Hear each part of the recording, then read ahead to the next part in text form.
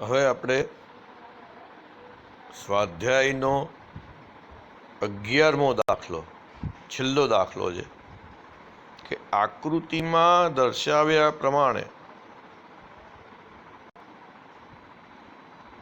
ચલિત આવૃત્તિવાળો 230 વોલ્ટનો, ચલિત આવૃત્તિ એટલે બદલી શકાય તેવી આવૃત્તિવાળો 230 વોલ્ટનો એસી સ્ત્રોત એલસીઆર પરિપથ સાથે જોડેલ છે. એલની કિંમત આપી છે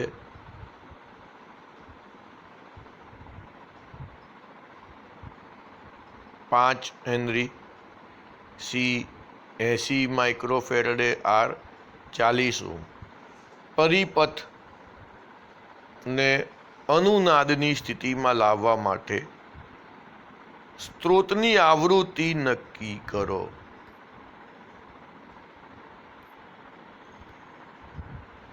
અનુનાદ આવૃત્તિ એ પરિપથનો ઇમ્પિડન્સ અને પ્રવાહનો કંપ વિસ્તાર શોધો. પરિપથના ત્રણેય ઘટકોના બે છેડા વચ્ચેનો આરએમએસ વોલ્ટેજ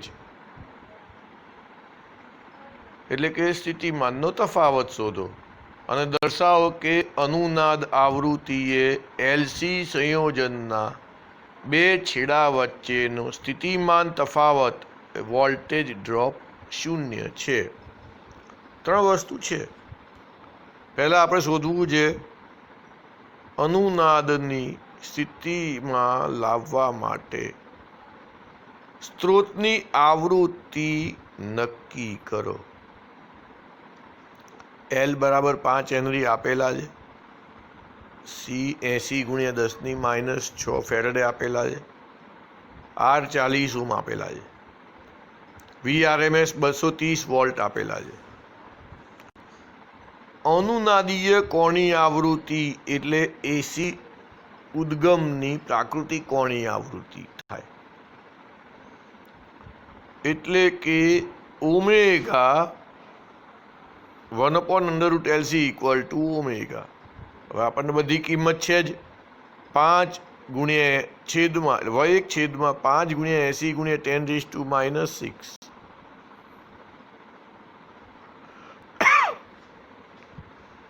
= ઓમેગા.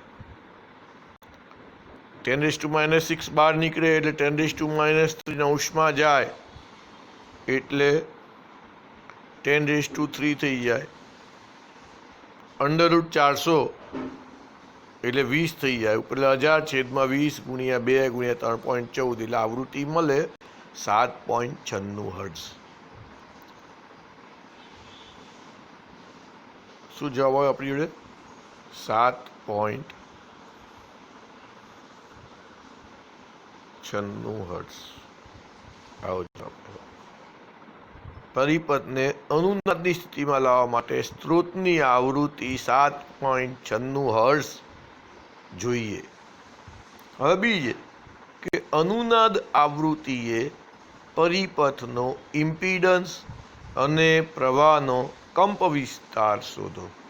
પરિપથનો ઇમ્પિડન્સ અને પ્રવાહનો કંપ વિસ્તાર શોધો.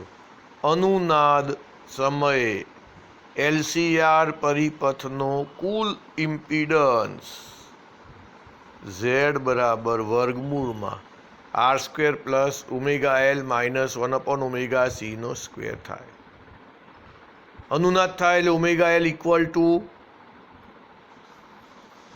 1/ωc થઈ જાય, એટલે આટલો પોર્શન તો 0 થઈ જાય, એટલે Z = R મળે. અનુનાદ વખતે Z = R મળે, એટલે Z બરાબર R બરાબર 40 ઓહ્મ થાય.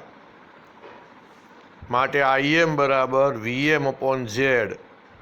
VMની કિંમત નથી આપી, પણ VM એટલે √2 × VRMS થાય, એટલે 230 × 1.414 (40) એટલે 8.1305 એટલે 8.1 મહત્તમ પ્રવાહ મળ્યો કહેવાય.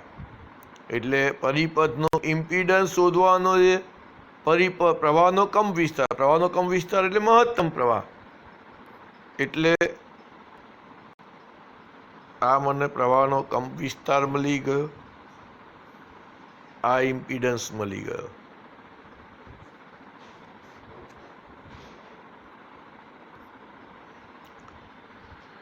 સી આખો દાખલો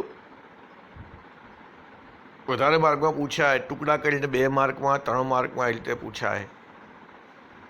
સી આવ્યું, પરિપથના ત્રણેય ઘટકોના 2 છેડા વચ્ચેનો RMS વોલ્ટેજ શોધો. પરિપથના ત્રણેય ઘટકોના 2 છેડા વચ્ચેનો RMS વોલ્ટેજ શોધો.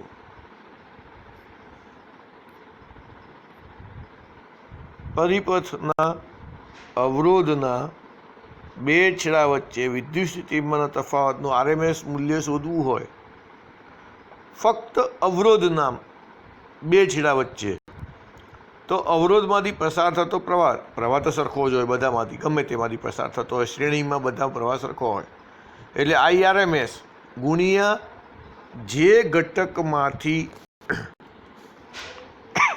પસાર થતો હોય તે ઘટક, IRMS અહીં અવરોધની વાત છે તો ગુણ્યા R, એટલે 5.75 ગુણ્યા 40, એટલે VRMS અવરોધના 2 છેડા વચ્ચે 5.75 ગુણ્યા 40 એટલે 230 વોલ્ટ થાય. હવે ઇન્ડક્ટરના 2 છેડા વચ્ચે વિદ્યુત સ્થિતિમાનનું RMS મૂલ્ય હમણાં આપણે આગળ શીખી ગયા કે જે ઘટકની વાત ચાલતી હોય એ ઘટકનું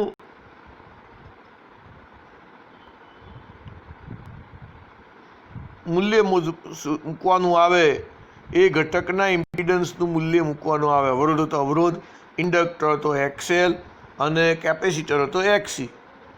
તો IRMS ગુણ્યા XL એટલે IRMS ગુણ્યા 2πfL, એટલે VRMS બરાબર 5.75 ગુણ્યા 2 ગુણ્યા 3.14 ગુણ્યા 7.96 ગુણ્યા 5, એટલે 1437.5 થયું કહેવાય. ઇન્ડક્ટરના 2 છેડા વચ્ચે વિદ્યુત સ્થિતિમાનનો તફાવત 1437.5 વોલ્ટ થયો કહેવાય. એ જ રીતે કેપેસિટરની વાત કરો તો XC એટલે 1/2πfC થાય, એટલે 5.75 ગુણ્યા 1/2 ગુણ્યા 3.14 ગુણ્યા 7.96 ગુણ્યા 80 ગુણ્યા 10⁻6 એટલે 1437.5 થાય. એટલે આ બંને મૂલ્યો સરખા આવ્યા. એટલે LCની વાત કરવામાં આવે તો શૂન્ય જ થઈ જશે. કિંમત મૂકી દઈએ, VIRMS into ω0L minus 1/ω0C, એટલે VL માઇનસ VC કહેવાય, એટલે 0 થાય.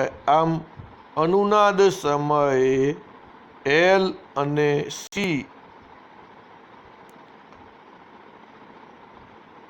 ના 2 છેડા વચ્ચેનો કુલ વોલ્ટેજ ડ્રોપ 0 થાય.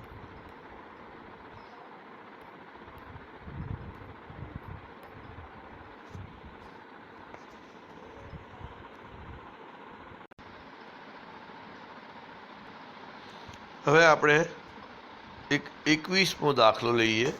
L બરાબર 3 હેનરી, C બરાબર 27 માઇક્રોફેરેડે અને R બરાબર 7.4 ઓહ્મ ધરાવતા LCR શ્રેણી પરિપથ માટે અનુનાદ આવૃત્તિ અને ક્યુ ફેક્ટર મેળવવાના છે. પરિપથના અનુનાદની તીક્ષ્ણતામાં સુધારો કરવા માટે તેની અર્ધ મહત્તમ આગળ સંપૂર્ણ પહોળાઈ ઘટાડીને અડધી કરવામાં આવે છે. આમ કરવા માટેનો યોગ્ય રસ્તો સૂચવો આવું કીધું છે. એટલે આપણને કિંમતો બધી આપી દીધી. અહીંયા એલ બરાબર 3 હેનરી, સી બરાબર 27 માઇક્રોફેરેડ એટલે 27 ગુણ્યા 10⁻6 ફેરેડે, આર બરાબર 7.4 ઓહ્મ. અનુનાદીય કોણીય આવૃત્તિ એટલે 1/√LC કિંમત મૂકી દીધી. 1/√3 ગુણ્યા 27 ગુણ્યા 10⁻6 ઘાત કરો. 27 ગુણ્યા 10⁻6 10⁻3 થાય, બહાર નીકળે એટલે વર્ગમૂળની બહાર નીકળે એટલે, અને પછી ઉપર લઈ જાઓ એટલે 1000 થાય. અને 9 27 તારી 81 એનું વર્ગમૂળ એટલે 9 એટલે 1000 ભાગ્યા 9 એટલે 111.1 થાય. પરિપથનો ક્યુ ફેક્ટર ક્યુ બરાબર ω/RL/R એટલે 111.1 ગુણ્યા 3/7.4 એટલે 333.3 ગુણ્યા 7.4 એટલે ક્યુ બરાબર 45. ક્યુ ફેક્ટરનું મૂલ્ય સૂત્ર છે. કયું સૂત્ર છે? ક્યુ બરાબર 1/R√L/C પરથી પણ મેળવી શકાય. જે આપણે આ રીતે મેળવ્યું એના બદલે સીધું સૂત્ર વાપરીને પણ મેળવી શકાય. આપણે QR/L/R લખ્યું, બરાબર. આપણે આ સૂત્ર વાપર્યું અને એની પહેલાં આપણે ω/R શોધી કાઢ્યા. હવે અનુનાદની તીક્ષ્ણતામાં સુધારો કરવા ω/R અચળ રાખીને અવરોધ Rનું મૂલ્ય અડધું કરવું પડે તો ક્યુ ફેક્ટર બમણો થાય. એટલે જવાબ મને મળશે 3.7 ઓહ્મ.